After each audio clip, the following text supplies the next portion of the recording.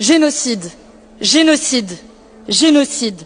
Je le répète volontairement car malgré 18 mois de massacre à Gaza, vous refusez toujours délibérément d'employer ce terme, Madame Kallas.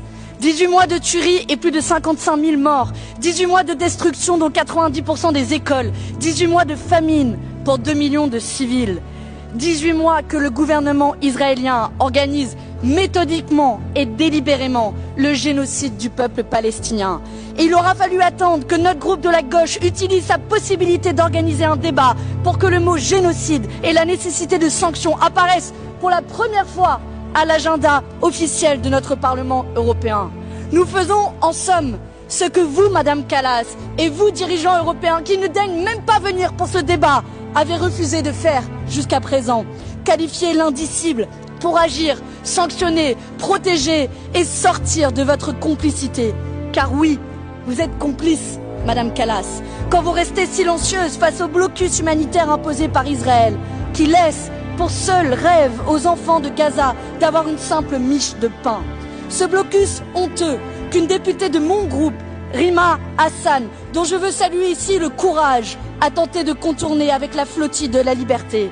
Leur arrestation dans les eaux internationales était illégale, leurs conditions de détention indignes. Mais les autorités européennes, et notamment vous, Madame Kallas, n'avez pas eu un mot pour appeler à leur libération. Apporter de l'aide humanitaire ne devrait jamais être un crime.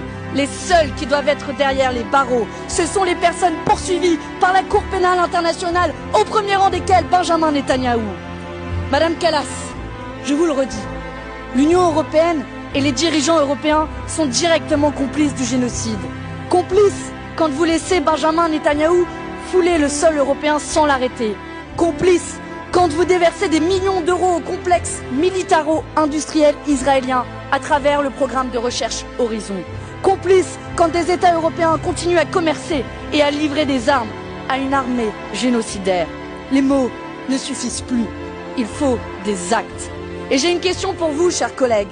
Savez-vous combien notre Parlement et l'Union européenne ont adopté à raison de paquets de sanctions contre la Russie? 17. 17. Et contre Israël qui organise un génocide? 0. C'est ce deux poids, deux mesures qui affaiblit toute l'architecture du droit international et qui est insupportable. Le soutien inconditionnel de l'Europe à l'extrême droite israélienne doit cesser. Cela a dû être fait depuis bien longtemps, mais vous avez une nouvelle opportunité le 23 juin prochain au Conseil des ministres des Affaires étrangères en décidant de suspendre l'accord d'association entre l'Union européenne et Israël. Et laissez-moi vous prévenir, Madame Kallas, vous ne pouvez plus tergiverser en proposant de réexaminer, peut-être dans un futur plus ou moins proche. Parce que les distributions humanitaires qui se font prendre pour cible par des tirs, c'est pas dans un futur, c'est maintenant. Parce que les Palestiniens qui n'ont d'autre horizon que mourir de faim ou mourir d'une balle, ce n'est pas dans un futur, c'est maintenant. Parce que la survie tout simplement du peuple palestinien se joue maintenant. Tout doit être mis en œuvre pour faire plier le gouvernement de Benjamin Netanyahou. Il faut un embargo total sur les armes et des sanctions économiques et commerciales massives contre Israël.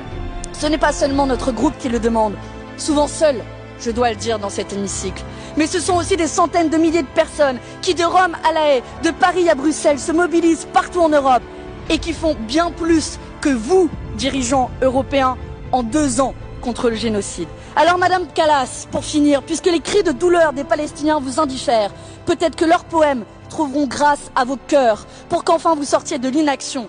Écoutez ce poète palestinien Salem Joubran.